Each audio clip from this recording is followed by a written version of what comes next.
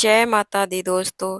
आज की वीडियो में हम जानेंगे कि महाअष्टमी नवमी पर किस प्रकार कन्या पूजन किया जाता है और कन्या पूजन करने से पहले माता रानी को किस प्रकार भोग लगाया जाता है, हवन कैसे किया जाता है।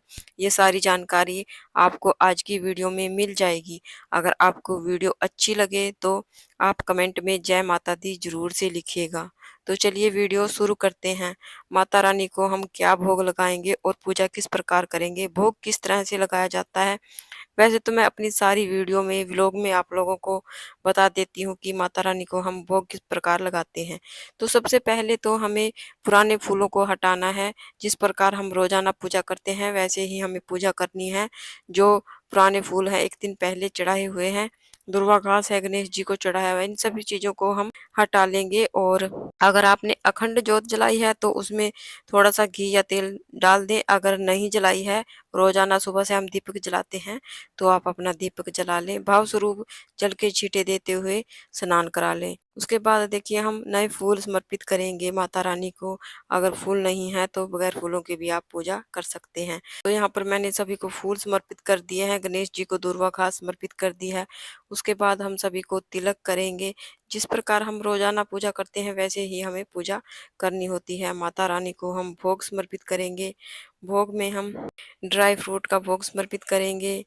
पतासे का भोग माता रानी को बहुत प्रिय है, पतासे का भोग समर्पित करेंगे। साथ में लौंग और इलायची का भोग माता रानी को बहुत अधिक प्रिय है, तो लौंग इलायची का भोग जरूर से समर्पित करें। साथ में जल का भोग समर्पित करें, ऋतुफल का भोग समर्पित करें, जो भी ऋतुफल आपके पास हो। उसके बाद देखिए अष्टमी के दिन कन्या पूजन किया जाता है और इस दिन विशेषकर काले चने और हलवा पूरी का भोग लगाया जाता है। और ये भोग अगर आप गाय के गोबर के उपले की अंगियारी बनाकर उस पर लगाएं। कहते हैं कि अग्नि द्वारा भोग सीधा माता रानी को समर्पित होता है, तो हो सके आप अग्नि में ही भोग दें।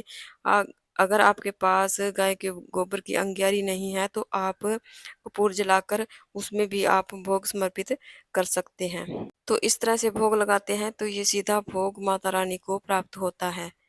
और साथ में हम 2 लौंग के जोड़े समर्पित करेंगे और साथ में पतासे का भोग, जो भी आपने भोग प्रसाद चढ़ाया है इसके अलावा वो सभी भोग अग्नि में डालेंगे। इस तरह से भोग देते हैं तो माता रानी बहुत अधिक प्रसन्न होती है। अगर आपने मीठा पान मंगाया है तो मीठे पान का भी भोग आप इसमें लगा सकते हैं। उसके बाद देखिए अगर आप दुर्गा सप्तशती का पाठ कर रहे हैं तो पाठ कर लें, अपना पूरा कर लें। उसके बाद ही कन्या पूजन करें। उसके बाद जो हमने भोग प्रसाद चढ़ाया है इसको बाकी और सभी प्रसाद में मिला लें, ताकि माता रानी द्वारा भोग प्राप्त हुआ सभी को मिल जाए, सभी में ये बट जाए। उसके बाद जो हमने जलाया है इसके ऊपर से 2 बार वारते हुए पानी जल के छींटे हम डाल देंगे। इस तरह से हमारी पूजा पूर्ण हो जाएगी।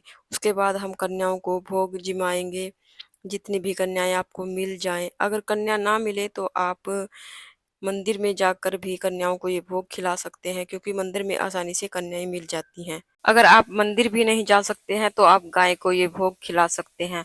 इस प्रकार आपका अष्टमी पूजन पूर्ण हो जाएगा, नवरात्रि पूजा पूर्ण हो जाएगी। अगर आपको जानकारी अच्छी लगी है तो कमेंट में जय माता दी जरूर से